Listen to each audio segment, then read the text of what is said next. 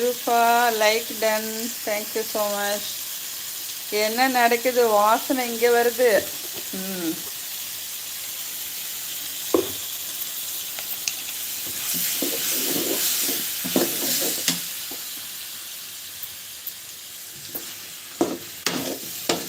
எண்ணெயிலே வதங்கட்டும். ரூபா கொஞ்சம் சிக்கன் பார்சல் பண்ணிடலாம். வெற்றி செல்லக்குட்டி, செல்லக்குட்டி இந்த இருக்குது வெற்றி. சிக்கன் எனக்கு வாங்க எல்லோரும் சாப்பிடலாம். சதீஷ் இன்னைக்கு ஒரு புடி பிடிக்கணும். பிடிச்சிடலாம்.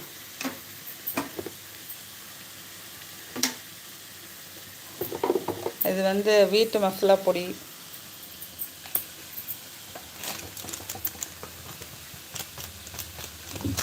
கொஞ்சமாக மஞ்சள் பொடி. நான் மிளகாப்பொடி முதலே போட்டு வச்சுட்டேன், அதனால் மிளகாப்பொடி வேண்டாம். மிளகுலாம் அதிலே சேர்த்துருக்கேன்ல மசாலாவில், அதனால் எல்லாத்தையும் வதக்கி விட்டுட்டு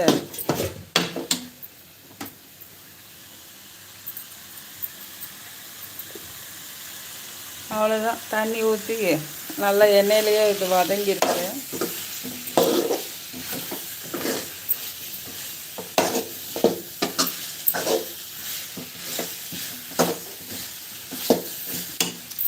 சிஸ்டர்ஸ்லாம் கேட்டாங்க சிக்கன் கிரேவி எப்படி பண்ணுறதுன்னு வீடியோ போடுங்கன்னு, அதனால தான். நம்ம சிக்கன் மிளகாப்பொடி உப்புலாம் போட்டு பரட்டி வச்சுருந்தோம்ல, அந்த தண்ணி.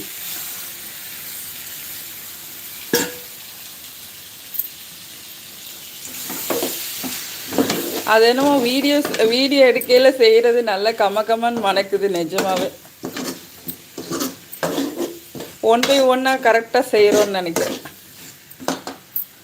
என்ன மெசேஜஸ் வரல?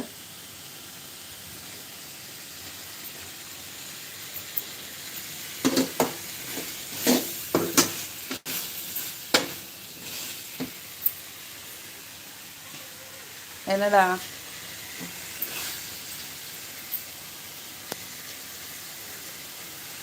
இப்போது முங்குற அளவு தண்ணி ஊற்றிக்கலாம். நல்லா வேகணும்ல. கறியில் உப்பு போட்டிருக்கோம், வெங்காயம் வதக்கையில் உப்பு போட்டேன். அதனால் லாஸ்ட்டு கொதிச்சுட்டு வந்தப்புறம் உப்பு பார்த்து சரி பண்ணிக்கலாம். உப்பு கம்மியாக போட்டாலும் சரி, ஜாஸ்தி தான் போட்டுறக்கூடாது. சதீஷ், நான் சொன்ன மாதிரி கறி குழம்பு செய்யுங்க, நல்லா இருக்கும். அப்படியா?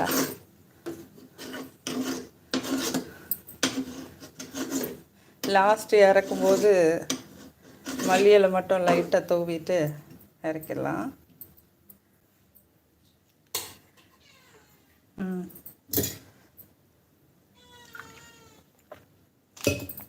என் பூனைகள்லாம் வாசம் பிடிச்சி கிச்சனுக்கே வந்துட்டாங்க சிக்கன் கேட்குறதுக்கு. மியாவ் சவுண்டு கேட்குதா? அம்மா சிக்கன் கொடுங்க அப்படின்னு. என்னடா சிக்கன் வேணுமா? சரி கொதிக்கட்டுமா?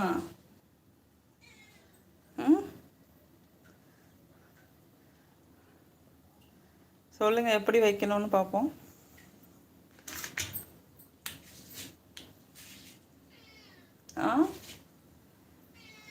என்னடா இரு, சாப்பாடு வச்சுட்டு தரேன். கறி வேகட்டும், உனக்கு பொரிச்சு தரேன். வேக வச்சது இருக்குது, உனக்கு தர்றேன். அம்மா அந்த தரேன், குழம்பு வச்சுட்டு வந்து தரேன். என்னடா?